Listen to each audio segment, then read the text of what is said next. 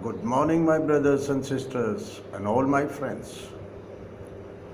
This morning we are going to talk about the second part of Ashwamegh Yagya, the mystery of Ashwamegh Yagya, of the ancient Indian tradition.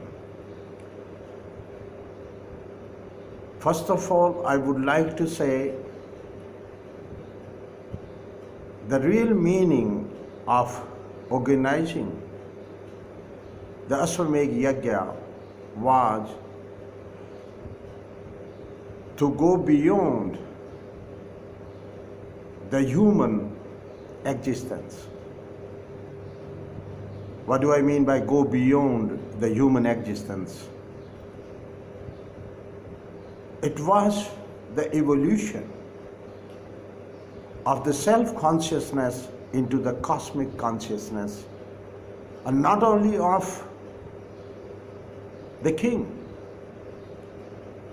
but of the whole kingdom, the way it was organized.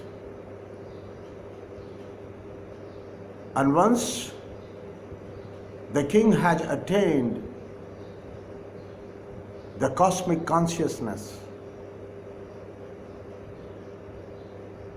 then he used to step down from the throne and put the Dharma Chakra, the rule of Dharma. He is no more the king. The king is Dharma. And that Dharma Chakra used to become the real ruler of the kingdom. And king used to become the custodian of that Dharma Chakra. And his first job was to spread the Dharma all over the earth in order to help whole humanity to transcend to that state of Dharma. So that was the highest ambition of the truth religion, the religion of truth, the Satya Dharma. And how it used to happen? It's a process which used to happen in the heart of the king.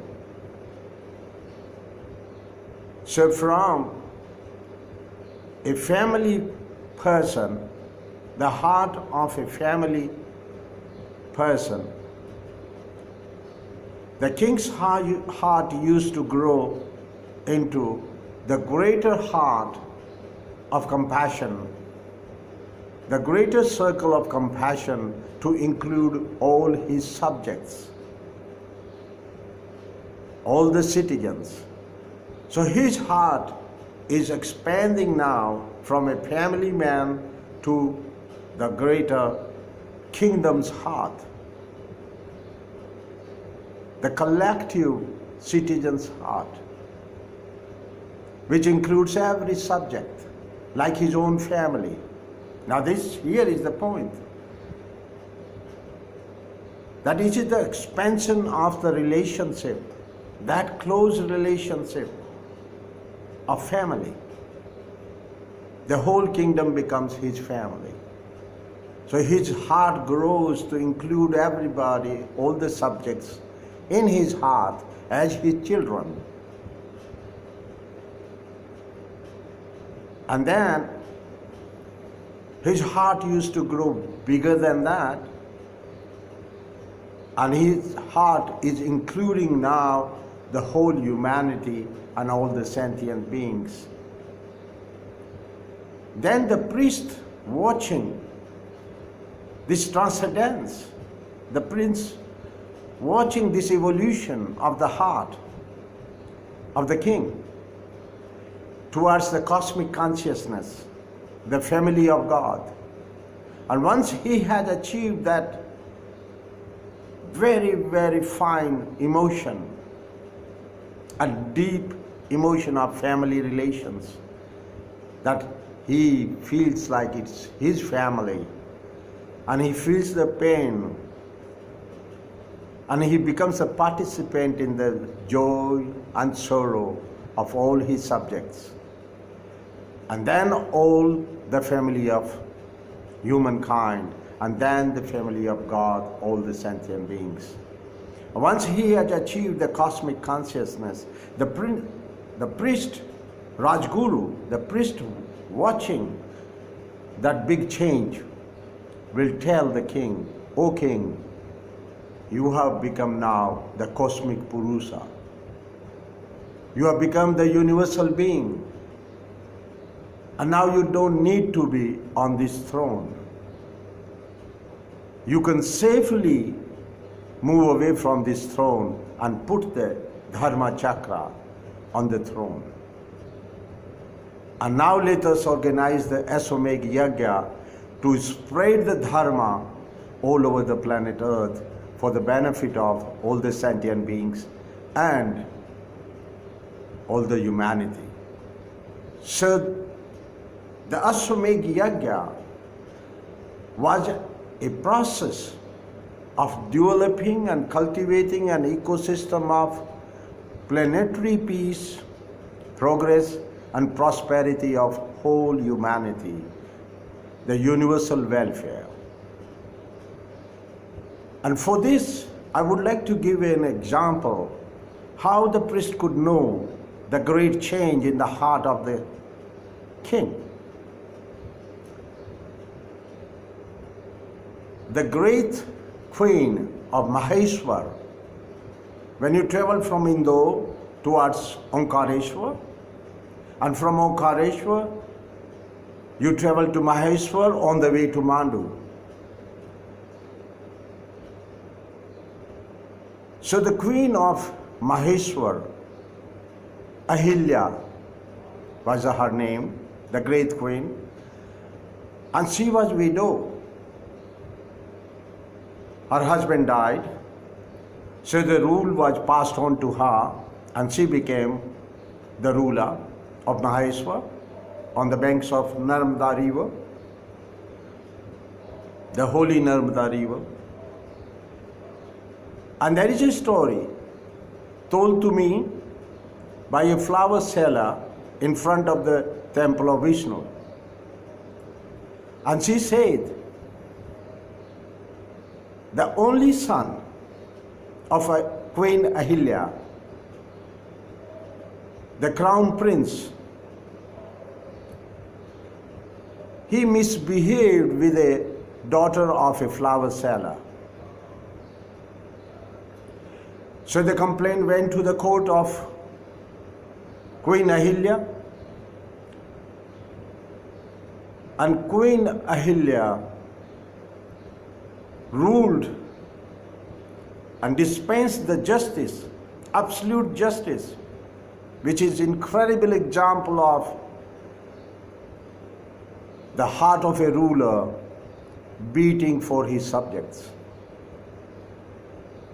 And she dispensed the justice that the crown prince must be executed. And the crown prince must put his head on a stone, and the elephant must crush that evil head of her own son. And it was done so. Under the foot of the elephant, his own crown prince was crushed to death because he misbehaved with the daughter of a flower seller. Why it happened so? Because Queen Ahilya felt so bad. She felt like her own princess